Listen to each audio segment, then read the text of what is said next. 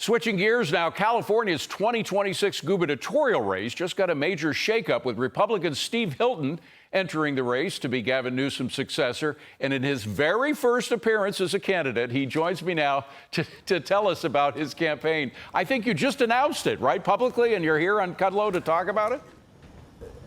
Of course. Well, where else would I be, David? Come on. Where There's else? nowhere Absolutely. better. Absolutely. Yeah, it's wonderful to be with you on this very special day. We're here in Huntington Beach. That's where we did this great kickoff event. And the reason is that Huntington Beach represents the spirit that's going to save California, because just over 4 years ago, this city was run 6-1 by Democrats. Over the course of the past 4 years, in 2 election cycles, it's now 7-0 Republican. Wow. And Huntington Beach was just rated the best run city in California. So for everyone who says that it's not possible for change to happen in California, that this Democrat one-party rule is going to go on forever, this place shows it's possible. That's the message I'm now taking on the road right across California. Well, Steve, for all those naysayers who say, you're not going to get anything but softballs from a Fox interview, I'm going to throw a hard ball at you. What makes you think that a Brit who was a member of a prime ministerial government, could suddenly become the governor of a state, not only a state in the United States, but the most populous state, the one with the biggest economy? I think you have a $4 trillion economy.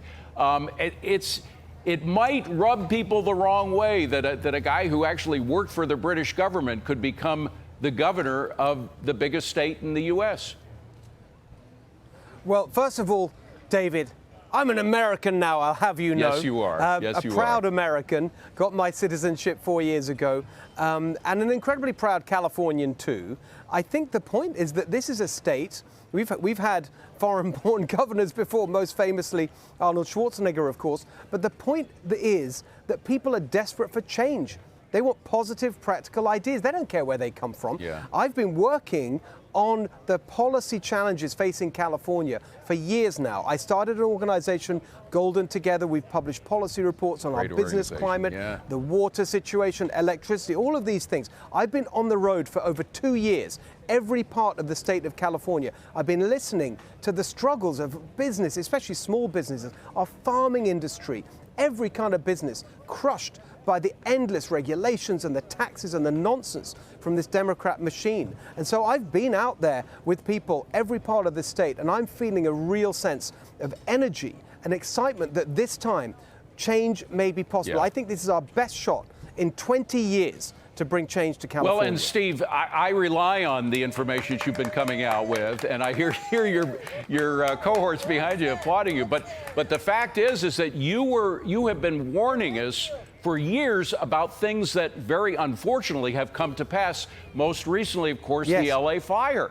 I mean, you've been warning us about the moves that Governor Newsom was making and that local officials as well were making, that were almost guaranteeing the disaster that actually happened a couple of months ago. And I just wonder, I mean, it's hard to take credit for a tragedy, for having warned against a tragedy, but what would you do to undo the damage that caused that fire? Well, the main reason that those fires were so destructive was the ridiculous climate extremism, the environmental extremism that actually stopped people from taking care of the hills that burned in the way that they had done for generations. People were actually fined by bureaucrats for clearing brush from their own property. Crazy. It's exactly the same problem as in the forests in the Sierras. This extreme environmentalism has let the forest become overgrown, the chaparral in the hills. You've got to get rid of these bureaucratic agencies, whether that's the Coastal Commission, the California Air Resources Board, either shut them down, replace their members. We've got to get common sense back instead of this over-regulation of absolutely everything. And there's one more warning I would strike. I had Vivek Ramaswamy join me today. He's a good friend. He joined live in my speech. And there's a really important message, because he pointed out when he launched his campaign for governor of Ohio that there was a time not that long ago, within living memory, where 6 of the wealthiest cities in America were in Ohio.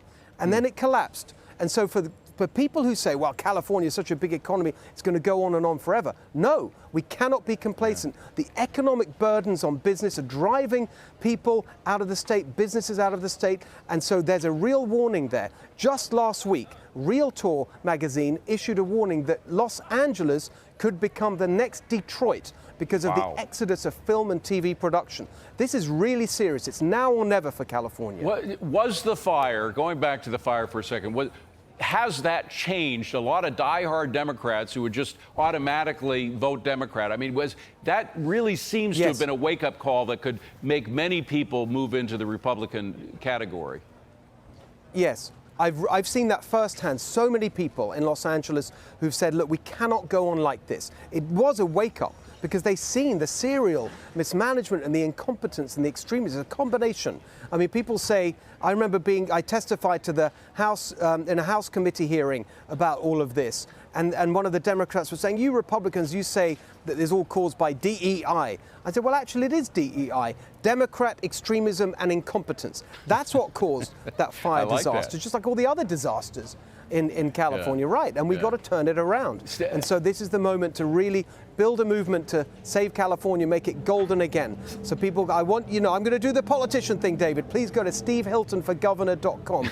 Get involved in our campaign. We got to run. I'm getting a push on this, but homelessness. There is such an inverse relationship in California between the amount of money, the billions that they're spending on homelessness, and the growth of homelessness, I would say, as a result of that money. How would you turn that around? You only got about 20 seconds.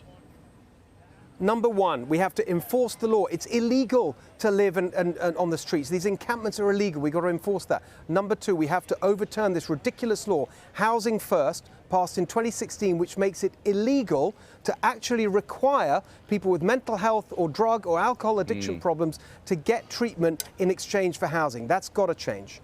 Absolutely. Steve Hilton, best of luck to you, my friend. Take care on the campaign trail. You've got a beautiful, you really have one of the most beautiful states in our nation to campaign in. So it's not that hard duty to transverse that beautiful state of yours. Exactly. Steve Hilton, thank you. By the way, my wife's an immigrant too. I wish she'd run for governor of New York. Maybe we could have both coasts covered, exactly. one We'll by do it immigrants. All right, Steve, thank you. I love it.